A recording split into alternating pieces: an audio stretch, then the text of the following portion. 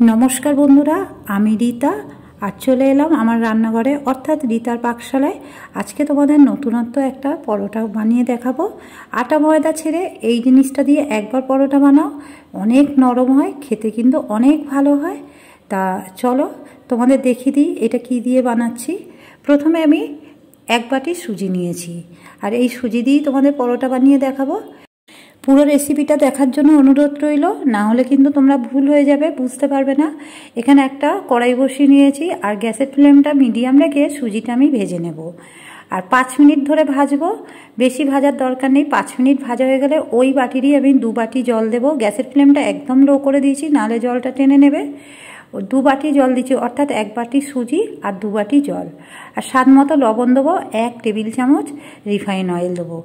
তোমরা তেলের পরিবর্তে ঘি দিতে পারো। এবার আমি সুজিটাকে আবারও লো ফ্লেমে রান্না করে নেব। লো ফ্লেমে রান্না করলে সুজিটা সিদ্ধ হয়ে যাবে আর রান্নাও হয়ে যাবে। আর নেড়ে নেড়ে আমি এইভাবে যতক্ষণ জল থাকবে ততক্ষণ শুকনো করে নেব। একদম ড্রাই করে নিচ্ছি সুজিটা। জল জল থাকলে কিন্তু হবে না, অনেকটাই ড্রাই করে নিতে হবে। এইভাবে খুন্তির মধ্যে লেগে আসলে জানবে সুজিটা হয়ে গেছে।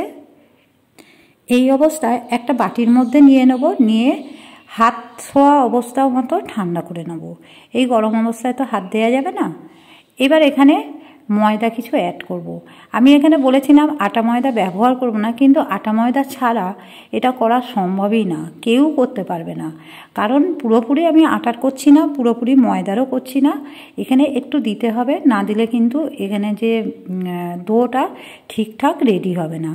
আমার বাটিতে অসুবিধা হচ্ছিল, যেহেতু একটু গরম ছিল আর গরম অবস্থাতেই এটা মাখতে হবে, সেই জন্য আমি একটা থালার মধ্যে নিয়ে নিয়েছি। নিয়ে আমি ভালো করে মেখে নেব। এখানে আটা বা ময়দা তোমরা যেটা হোক ব্যবহার করতে পারো। আমি এখানে টোটাল 1.5 বাটি আটার ময়দা ব্যবহার করেছি 1 বাটি সুজির মধ্যে। তারপরে আমার ডোটা ঠিকঠাক রেডি হয়েছে। এবার আমি একটু হাতে তেল লাগিয়ে নিয়েছি, রিফাইন তেল লাগিয়ে নিয়ে তারপরে আমি রুটি বা পরোটার যে সাইজ হয় লেচির, সেই সাইজ করে নেব। এবার দেখো এখানে আমার অনেকগুলো হয়েছে, এতগুলো তো আমার লাগবে না। এখন আমার যে কটা লাগবে আমি সে কটা বানাবো। এই যে এই কটা আমি রেখেছি। এবার আমি ময়দা দিয়ে বেলে নেব। আমি এখানে ময়দা আর আটা দুটো মিক্সড করে 1.5 বাটি দিয়েছি। তোমরা চাইলে পুরোটা ময়দা দিয়েও করতে পারো বা আটা দিয়েও করতে পারো। বন্ধুরা, তোমরা একবার এইভাবে বাড়িতে সুজির পরোটা বানিয়ে নাও। সারা দিন কিন্তু এই পরোটাটা খাওয়া যায়। সকালে যদি বানাও বিকেল পর্যন্ত কিন্তু এই পরোটাটা সফট থাকে আর খেতেও কিন্তু একদম একই রকম থাকে। দেখো এইভাবে আমি রুটির মতো করে বেলে নিচ্ছি। তোমরা পরোটার শেপও বেলে নিতে পারো। আমি এখানে রুটির শেপ দিয়েই বেলে নিয়েছি, তাড়াতাড়ি হবে। এবার তাওয়া বসিয়ে প্রথমে শুকনো এপিট ওপিট আমি ভেজে নেব পরোটাগুলো। আর এটা কিন্তু রুটির মতো সেকেও খাওয়া যায়, আমি খেয়েছি, তোমাদের সেটা দেখালাম না। তোমরা এই পর্যায়ে পরোটাও না বানিয়ে তোমরা রুটির মতো করেও খেতে পারো, সেটাও কিন্তু অনেক নরম থাকে। এবার আমি তেল দিয়ে, রিফাইন তেল দিয়ে ভেজে নিচ্ছি। তোমরা ঘি বা বাটার যা কিছু হোক দিয়ে তোমরা ভাজতে পারো তোমাদের পছন্দ মতো।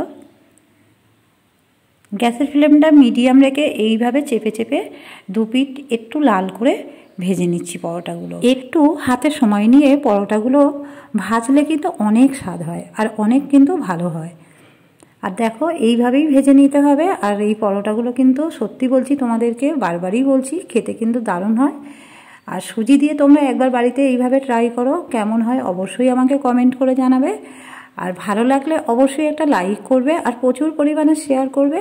আর চ্যানেলে যারা নতুন বন্ধু অবশ্যই চ্যানেলটিকে সাবস্ক্রাইব করবে, পাশে থাকা বেল আইকনটা ক্লিক করবে। এই রকম নিত্য নতুন ভিডিও চাইলে নোটিফিকেশন তোমার কাছে আগে পৌঁছাবে। আর এই রকম দেখো আমি একটা পনির রেসিপি দিয়ে তোমাদের সার্ভ করে দেখালাম। এছাড়া তোমরা চিকেন, মটন, আলুর দম যা কিছু দিয়ে হোক এই পরোটা পরিবেশন করা যাবে।